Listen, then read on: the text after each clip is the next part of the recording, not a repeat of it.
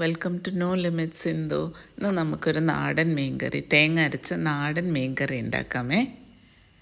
അതിനു വേണ്ടി ഒരു ചട്ടിയിൽ ഞാൻ കുറച്ച് മീനിൻ്റെ കഷ്ണങ്ങൾ വളരെ കുറവേ എടുത്തിട്ടുള്ളൂ. നെയ്മീൻ്റെ കഷ്ണങ്ങളാട്ടോ. നമ്മളവിടെയൊക്കെ അയക്കൂറ എന്നാണ് പറയുക, നെയ്മീൻ എന്നും പറയും. നെയ്മീൻ്റെ കഷ്ണങ്ങൾ എടുത്തിട്ടുണ്ട്. ഇനി ഇതിലോട്ടുള്ള അരപ്പ് നമുക്ക് തയ്യാറാക്കാം. ഒരു മിക്സി എടുത്ത് ഒരു വലിയ കപ്പ് തേങ്ങ, അതിൻ്റെ കൂടെ ഒരു 1/2 ടീസ്പൂൺ മഞ്ഞൾപ്പൊടി ഞാൻ തന്നെ എൻ്റെ വീട്ടിലത്തെ മഞ്ഞൾ ഉണക്കി പൊടിച്ച് ഉണ്ടാക്കിയതായതുകൊണ്ട് അതിന് നല്ല കളറുണ്ട്, അതുകൊണ്ട് ഇത്തിരി ഇട്ടിട്ടുള്ളൂ ഞാൻ. അപ്പോൾ ഒരു 1/2 ടീസ്പൂൺ മഞ്ഞൾപ്പൊടി, ഒരു ടീസ്പൂൺ മുളക് പൊടി, പിന്നെ ഒരു 1/2 ഇഞ്ച് കനത്തിലൊരു ഇഞ്ചീൻ്റെ പീസും കൂടി ഇടുക. പിന്നെ ഒരു നാരങ്ങ വലിപ്പത്തിൽ വാളൻപുളി കുതിർത്ത് എന്നിട്ട് അതിനെ അരച്ചൊഴിക്കുക. അതായത് നമ്മൾ അരക്കുന്നത് മുഴുവൻ നമ്മൾ പുളിവെള്ളം ഒഴിച്ചിട്ടാവണം. പിന്നെ കറി ആയതിന് ശേഷം പുളിവെള്ളം ഒഴിക്കുമ്പോൾ ഈ കറീൻ്റെ ആ ഒരു ഇതുണ്ടല്ലോ,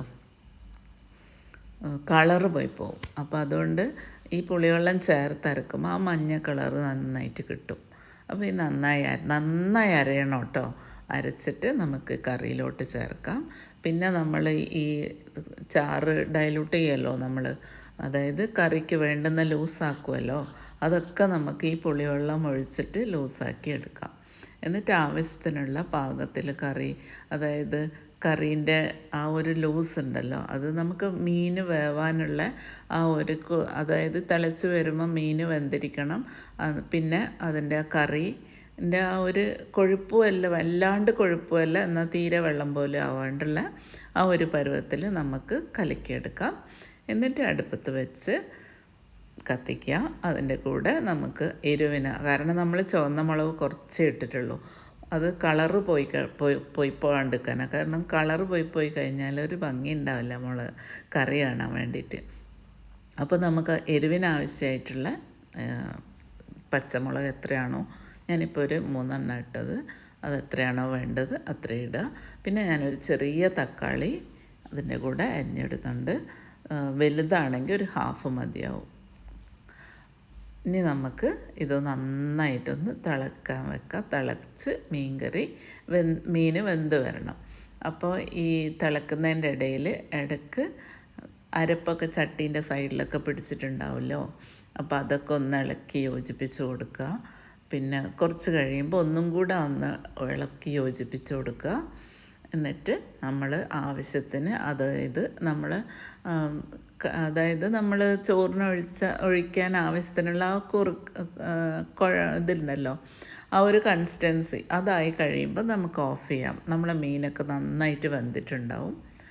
ഇത് കണ്ണൂർ, തലശ്ശേരി, കോഴിക്കോട് ഒക്കെ ഉള്ള ആൾക്കാരുടെ ഒരു സ്റ്റൈലാട്ടോ ഈ മീൻകറി.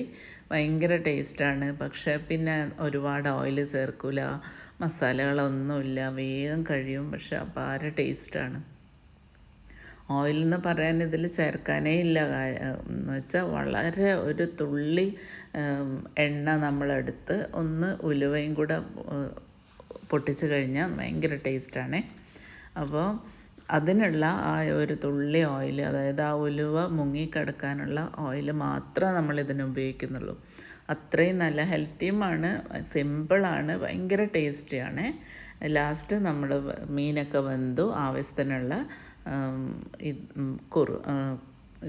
ലൂസൊക്കെ മാറി നമുക്ക് ആവശ്യത്തിനുള്ള കൊഴുപ്പൊക്കെ ആയി കഴിയുമ്പം നമുക്ക് കറിവേപ്പില ഇട്ടിട്ട് തീ ഓഫ് ചെയ്യാം. അതിന് ശേഷം നമുക്ക് കുറച്ച് എണ്ണ ഒഴിച്ചിട്ട് അതിൻ്റെ അകത്ത് ഒരു 1/2 ടീസ്പൂൺ ഉലുവ ഇടുക. അത് പൊട്ടിക്കഴിയുമ്പോൾ കളറ് മാറി പൊട്ടിക്കഴിയുമ്പോൾ നമുക്കിതിലോട്ട് പാർത്താം. ഭയങ്കര ടേസ്റ്റ് എന്ന് വെച്ചാൽ ഭയങ്കര ടേസ്റ്റാണ്. ഉണ്ടാക്കി നോക്കണം. അത്ര ചോറിന് നമുക്ക് ഇതല്ലാണ്ട് വേറെ ഒന്നും വേണ്ടി വരില്ല. പിന്നെ അത്ര ടേസ്റ്റാണ്. ഉണ്ടാക്കി നോക്കണേ. ഇഷ്ടമായാൽ സ്നേഹം തരണേ, മറക്കരുതേ. Thank you.